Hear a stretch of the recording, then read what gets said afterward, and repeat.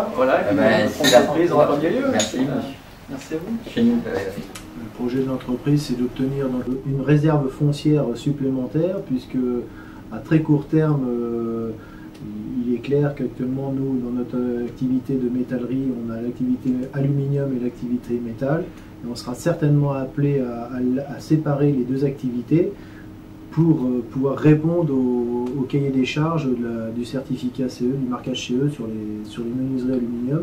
Ce qui fait que on créerait un nouvel atelier de production qui pourrait accueillir la production de menuiseries aluminium à Lubois.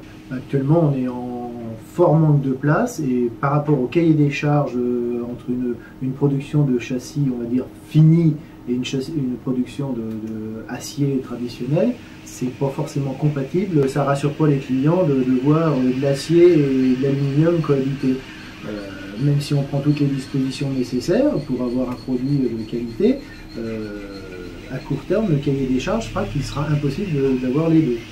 Donc la communauté de communes du Toussicois est engagée dans une démarche d'acquisition de foncier et je pense on a profité que la préfecture vienne pour faire prendre conscience aux gens de l'État qu'il sera nécessaire d'aider la communauté de communes dans ses financements et que ce ne sera pas des financements dans le vent. Pour 1 euro donné par les collectivités locales en 2005, aujourd'hui j'en suis à un remboursement de 11,70 €.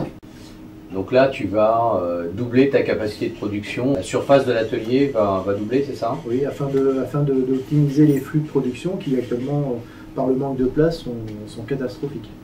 Donc là, tu arrives à un niveau de chiffre d'affaires qui plafonne. Qui plafonne par le manque, on plafonne simplement par le manque de capacité. On n'a plus assez de capacité de stockage, on n'a que de la zone de production, et encore la zone de production, elle est réduite à son plus strict minimum par rapport aux effectifs qu'on a actuellement dans l'entreprise.